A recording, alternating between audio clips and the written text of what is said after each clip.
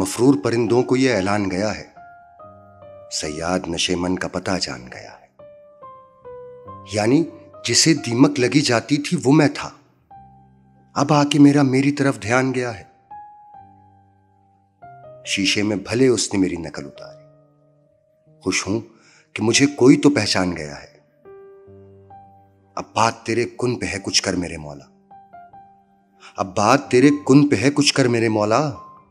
एक शख्स तेरे दर से परेशान गया है। ये नामो नसब जाके जमाने को बताओ, ये नामो नसब जाके जमाने को बताओ। दरवेश तो दस्तक से ही पहचान गया है।